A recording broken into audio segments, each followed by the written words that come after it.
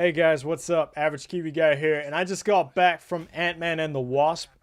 Look, 2018 has been packed full of Marvel films. They really have, including Deadpool and all that.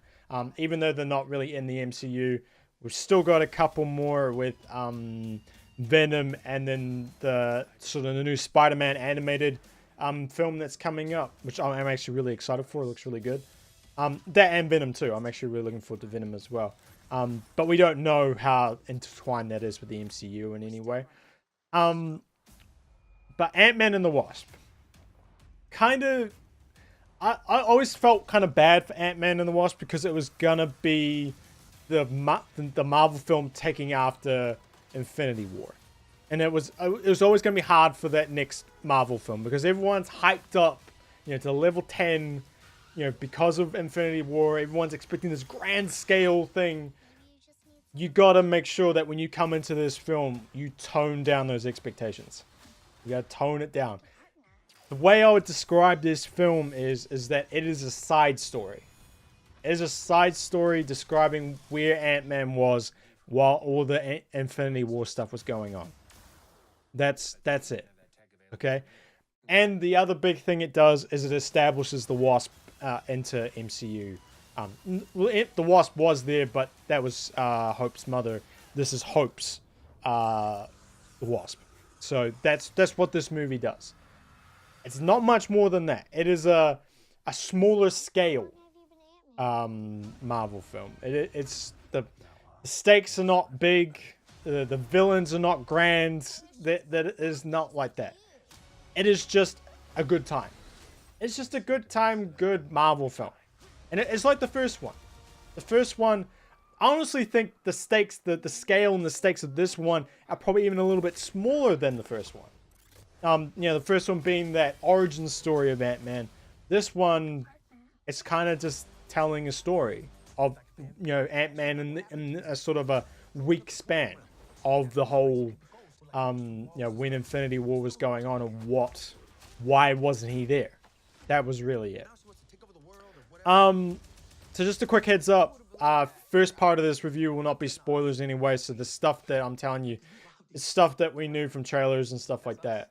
But nothing big spoilery thing.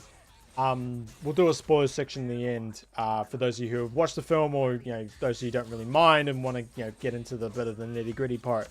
We'll go into that. So first part, you won't get spoiled on anything. I'll just try and keep it as spoiler free as possible, okay? So yeah, like I said, a far more smaller scaled, sort of less, I guess, kind of less ambitious, I guess, Marvel film. But I always describe like the Ant-Man film, and this one as well, was like the most PG film. Like it's a nice Marvel film for kids and stuff like that, but it's still got that Marvel adult sort of stuff to it, but it's nothing like too dark. It's all light, it's all funny, it's all not too serious. It's none of that. It's just a good, funny adventure film. It really is. It's nothing. Like, they're not taking themselves too seriously in any way. Like, the most serious parts is more like a family thing. And that's what I'll say on the sort of the story is, it's a very close-knit story. Like, it feels like the world's never really in danger. It feels like the city's never really in danger. It's a more personal, close-knit story that's to do with, Scott and Hope and Dr. Pym and all the rest of it and what's going on with them. Other than that, it doesn't really affect anyone else. Like, there was no, like the last time with Ant-Man, you actually had, Falcon come in. Like, there was an actual sort of crossover with the Avengers and stuff, and it reminded you that in that world. This time, it's just them. It's just them. It's putting Ant-Man and the Wasp in the center stage. Like, that was his job, and it did a good job. Like, it was fun to watch those two fight together, and I'm glad that the Wasp has been established in the MCU now, and she's actually a part of it, because she's a badass. you know, Hope is just the pure natural at this type of fighting, at this type of thing. And you know, they sort of go into a little bit of, you know, the aftermath of Civil War. Definitely the aftermath of Scott's decision to go and help Cap. You know, the whole, you know, the repercussions of all of that, and how it's also affected Hope and Dr. Pym and all that, and the Sokovia Accords and all the rest of this going on. It's done some damage, and Scott's has to try and, you know, sort of make up for that. He's still dealing with the authorities in that way as well. But he's on better terms with his daughter. He's on better terms with the daughter, you know, his daughter's mother and stuff like that, his ex-wife, and her partner as well. So it's all happy. You know, even though he's kind of still in trouble, it's still all happy. Even the FBI agent, who's Randall Park, who's in Fresh Off the Boat, the dad off that. Even he's this goofball. Even he's a goofball. Even he's, you know, got funny lines and things like that, and, you know, it's a little bit awkward and stuff, and even he's funny. And then even when you go into the villains are Ghost, who we've seen in the trailers and stuff, and Sonny Birch. You know, he's a black market dealer. He's like in it to make money. You know, he sells technology that people shouldn't really have and stuff like that. And of course, he's interested in Hank Pym stuff. And he's played by Walter Goggins. And Ghost is played by Hannah John Kamen. Those two did a good job. Walton's been in like nearly everything for like the past 2 years. I keep seeing him like nearly every movie I go to. Whether it's freaking Maze Runner, Tomb Raider, this. I think he's been in a couple other things too. He's getting around. But he does a good job. But even those two, like Ghost and all that, Ghost is interesting and has links to S.H.I.E.L.D. and all that, and there's links to Hank Pym's past and stuff. There is interesting stuff there, but the two of them are more nuisances than they are actually villains. Sonny Birch is just a nuisance, and he's not really a threat in any way, because he's just a guy with you know, guys with guns around him. That's really it. You know, thugs. So to Ant-Man and the Wasp, that's nothing. They just beat them up. They're done. But they just get in the way, and they, you know, come in at the most inopportune times. Now, Ghost, or Ava, she's pretty badass. Like, she's, you know, this highly trained sort of operative, and she's got these like phasing powers and stuff, and there's an interesting thing with her, with how she got her powers, and, you know, what's happening to her and why she's doing the things she's doing. But in the end, she doesn't feel like a villain. She just feels like someone who's desperate and is using what she has to try and fix her situation. That's really it.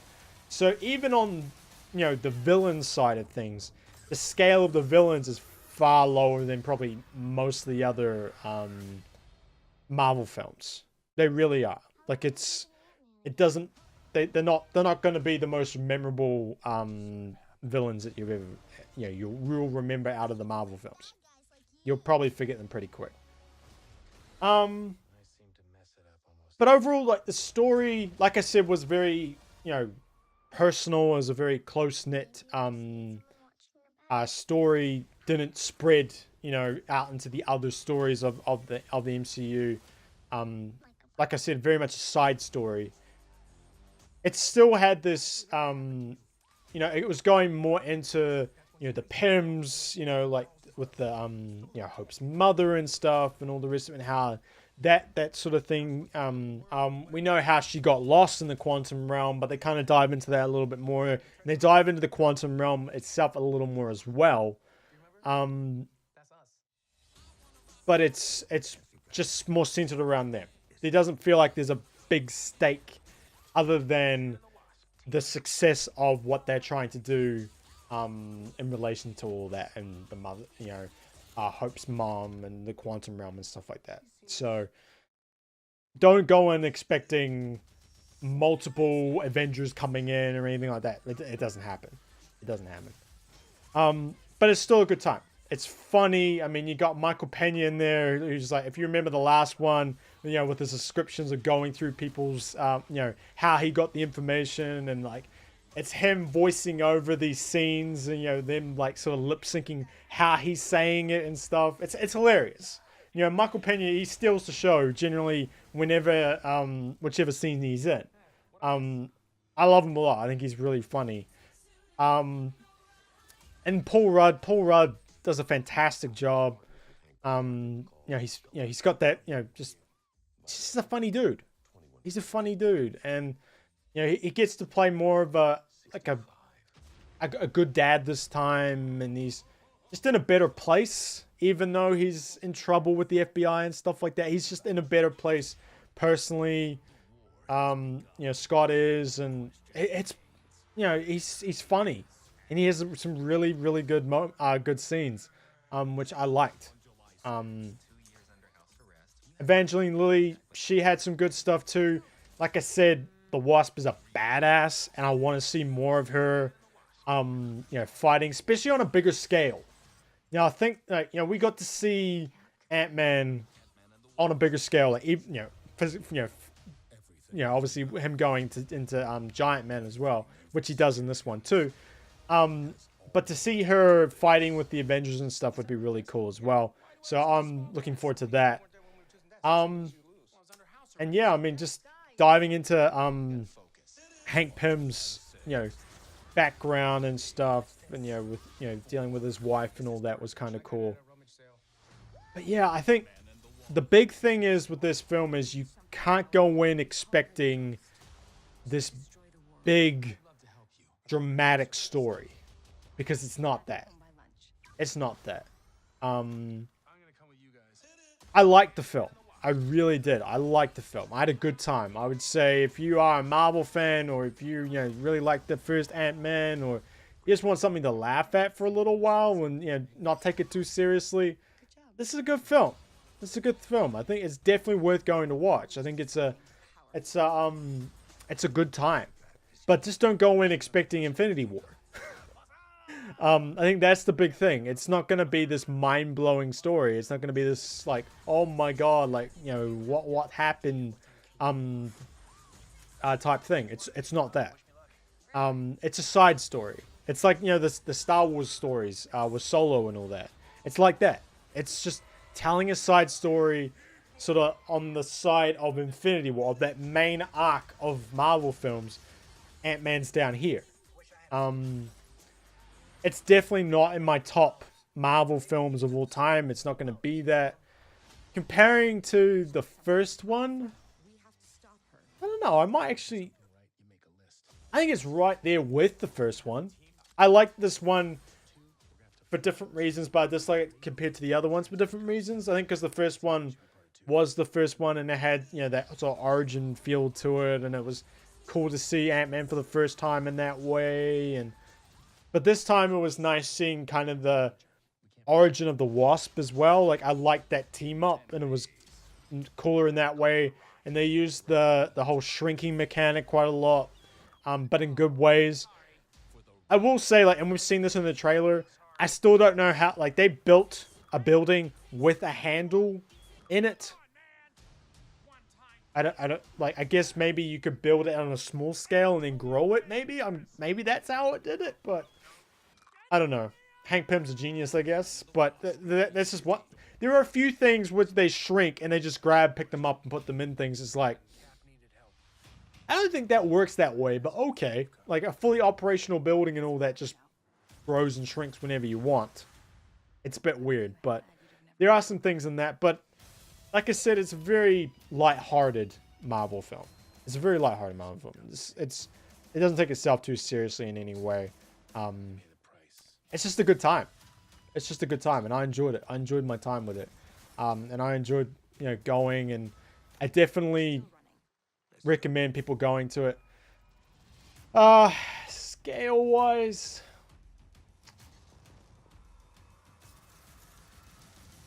I think like a 7. I think a 7 out of 10. I think it's a good, solid movie. It's not, it's above average. It's not, it's not bad in any way.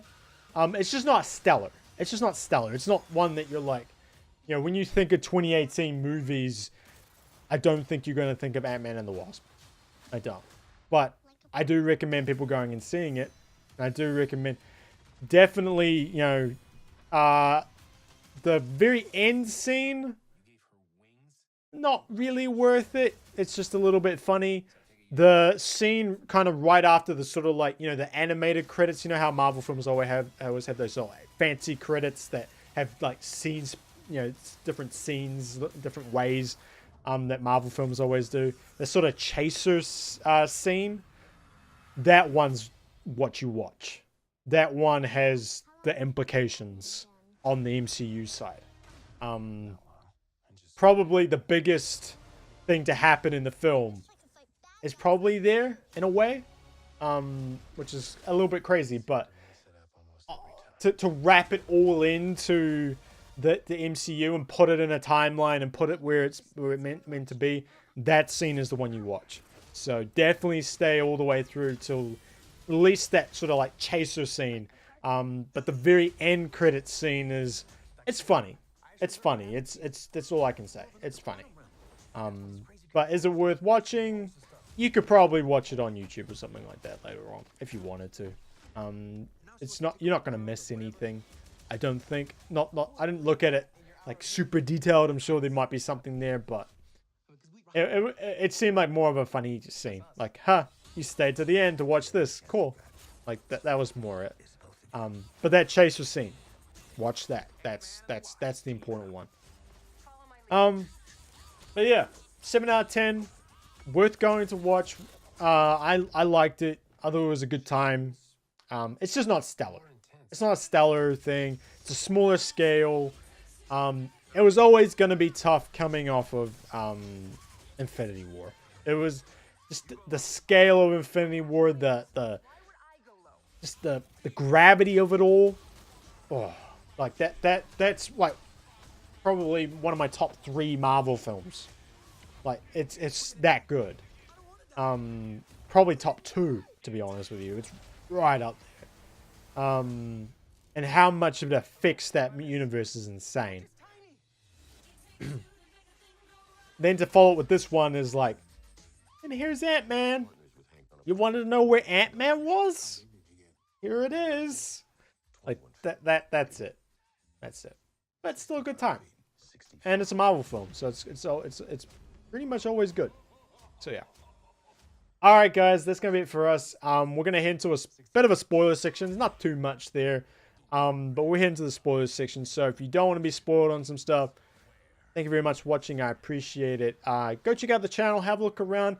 I've been away for a little while. I'm sorry about that. Just sort of getting some stuff sorted real life-wise. Just kind of the past couple of months have been a little up in the air for me. And just been a little bit out of the ordinary. So I'm trying to get back into things a little more regularly, so I'm sorry about that.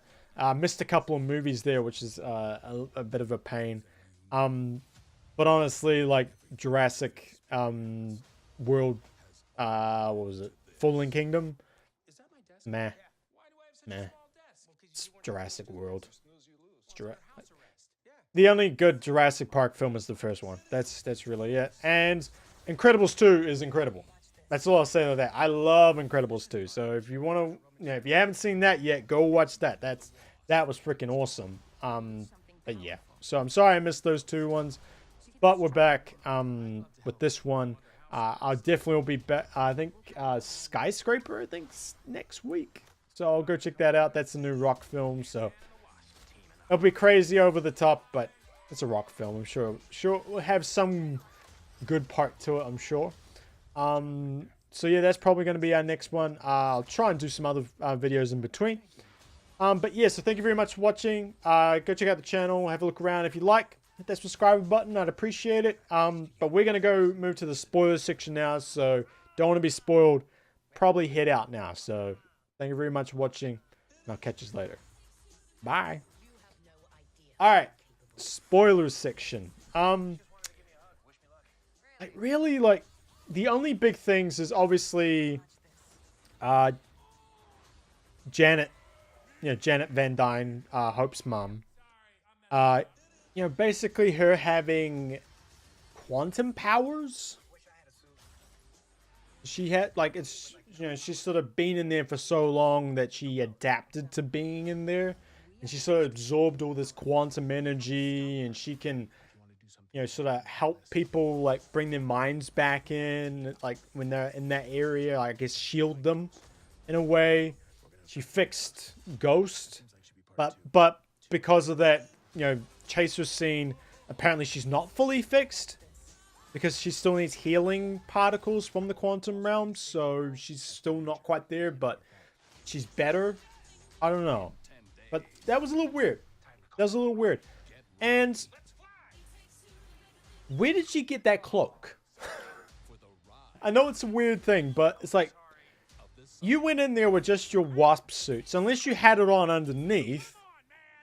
Where'd the cloak come from? Did you craft it out of the quantum energy? I don't know. I don't know. I just liked having Michelle Pfeiffer back in the superhero film. That's kind of cool. But it was interesting to see that whole thing. But she's like, I'm not the same now. I've evolved in a way. There was an evolution that took place down there, which is a bit crazy. So we'll see what happens there, if there is anything that happens there. I guess that'd be an Ant-Man 3 thing, which could be a couple years away, really. Like, looking at all the things that has to happen to get, that universe kind of back to normal in a way, enough to have an Ant-Man 3. I don't know, but it'll be pretty insane. And then I guess there's Ghost herself, she was the daughter of a guy that used to work for Hank Pym, but then apparently he stole from Hank, so Hank fired him, discredited him, and all the rest of it. So he tried to go off and do things himself, but he made a mistake. A big quantum explosion happens, and that created Ava into this. She's sort of, her cells are ripping themselves apart and then stitching themselves back together. She's like in between, universes, I guess, and stuff. So she can phase through things, but she's in constant pain, and her body's actually degrading. And that's when Shield gets her, but then Shield turns her into an assassin and stuff. So maybe that's like the Hydra side of Shield kind of did that. I don't know. She was okay. She was okay, but she wasn't really a villain in any way. She was just this desperate girl trying to save herself. That's really it. And like, Foster was trying to help her. Him being, this, partner with Hank. When they were trying to develop the big, Goliath, trying to go big, sort of go the opposite way. So that was kind of interesting there, but like I said, in the main review, like they just felt like they were more in the way. They keep getting in the way. They keep, stealing the lab at the wrong time and stuff like that. So she was okay. She was alright. But, it was interesting to, how she got her powers and how S.H.I.E.L.D. was involved and stuff. And I don't know. It was a nice little background, but she's not, I don't think I'll ever like really remember her in too much in any way. I liked how they went into how Scott, basically the repercussions of him going to help Cap, how they directly affected Hope and Hank as well, because that's their technology, so they were wanted by the government as well. They were going to be put into jail too, which is crazy. Just because Scott went off and used the technology, they're liable as well. So it just shows how much the Sokovia Accords were going after everyone. And they were on the run, and of course that, pissed off Hope and him, and that kind of broke those two up after the first film and stuff. But then, of course, they kind of worked their ways back together again. But yeah, it was interesting to see that. But it was kind of like, oh yeah, he's just on house arrest. He's fine. He struck a deal. He's good. He just promised not to be Ant-Man anymore, and that was it.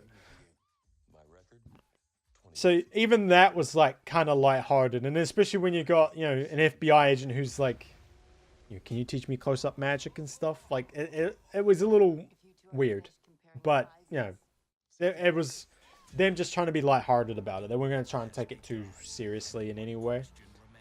But I guess like the big thing, right? The big thing was that chaser scene. Was that them on a roof. They made like a mini version of the quantum tunnel so they could actually go into the quantum realm reasonably safely and bring people back, and it was good.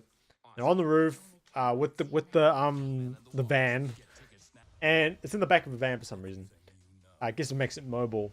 And they're going into the realm Scott's going into the realm to get these healing particles from the quantum realm to help Ghost, because she's obviously still not quite healed up. I think she may be more stable, but she's not quite there yet, so she needs some little help.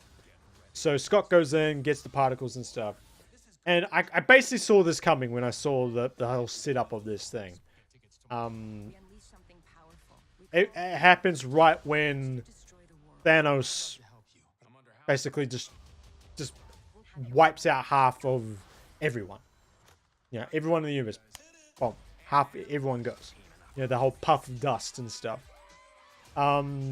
So Hope, Hank, and Janet are all gone. They're all gone. In the chaser scene, I guess, and then in the final scene, I guess, and maybe his friends are too, because the whole house was empty and it's just the ant that was there playing on the drums. So maybe that's trying to say, yeah, everyone's gone. And then that means that Scott is trapped in the quantum realm now, because he's just there. No one's there to bring him back out of the quantum realm. So I don't know if him being in the quantum realm protected him from Thanos or what. But that's where he is. That's where he was when it all happened, and that's why he wasn't there. And I knew they had to do something there, because they had to set where this was in the timeline. Like, other than saying it's after Civil War and it's sort of dealing with the repercussions of that is not really enough. Like, they sort of like a couple years after Civil War, that's not really sitting, especially when the previous Marvel film basically wiped out half of the cast, well, more than half. So that was a good scene. That scene probably had the most sort of influence on the MCU universe than anything else. My only thing is like, you just set up the Wasp and now she's gone. So she doesn't really get to play a part in anything, at least until they can bring some people back in Infinity War 2 or Part 2 or whatever they want to call it. Because she's gone. Like, we just got this new character. Well, not new, but, you know, she just got an ability to be a character, you know, to fight and do all this cool stuff. And we don't get to see it on the bigger scale. So hopefully they might be able to bring some people back, and she might be one of them. But yeah, it was a big scene. It was probably the biggest scene they had in that film. It really was, like, on the MCU scale. But I was just glad they did something, because I was like sitting there going, this didn't show us anything of where it was, and then the chaser scene did it. That's why I was hoping for it. So that was cool. That was cool. It was weird though how they, like, in the whole, like, you know, finishing up montage of the film, they show Hank and Janet, you know, on an island with the house, but then suddenly they're in like LA or something on a roof, like straight away. It's like, I guess they're on vacation or something, or maybe a second honeymoon or something. I don't know, but they soon back stateside. That was straight back to it. So I don't know. A bit. I guess it's all gonna come down to the next Avengers film. It really is, until, you know, we get Captain Marvel next year, which I'm really looking forward to. That one's going to be awesome. March 8th. 2019. And then we get the next Avengers film slated for May 3rd, 2019. So that's quite nice having back-to-back years with those films going that way. But I mean, the way they did it, the whole way, way they did, basically wiping out pretty much all the characters, you're gonna have to do it reasonably close, because we can't exactly have too many Marvel films where there's hardly anyone existing anymore. So, Captain Marvel, you can set back in time prior to it, because it's an origin story, and you can build up to the moment where Fury contacts her. That sort of thing. So you can set Captain Marvel back in time a little bit, but there's not much else you can do after the whole aftermath of Infinity War Part 1. So I'm excited, man. Like, Marvel, like, it just keeps on going. It keeps ticking away, and it just puts out really good movies over and over again. But yeah, it's basically it for the MCU until next year, but the upcoming stuff is awesome. And Ant-Man and the Wasp was good too. It was good. It was a good side story. It really was. It's just not one of those grand Marvel movies that, I think we've kind of been hit with for the past sort of... Like, I'd even lump Thor Ragnarok in that, because the amount of, like, crossover that one had was insane. So, how much that one impacted, major Avengers characters. So, like, the past sort of 3 Marvel films have just been, like, just massive big things. So it's strange to get a smaller one, but it was a nice film. It really was. It was just a nice film. But yeah. All right, guys, that's gonna be it for us. Thank you very much for watching. I appreciate it. If you did like what you saw and what you see on the channel and stuff, hit the subscribe button and appreciate it. We are a smaller channel, so we are, trucking along, getting ourselves going and stuff. So all the support we can get is always appreciated, and I appreciate everyone who just watches and stuff like that. Yeah. All right, guys, I'll catch you later. Peace. Bye.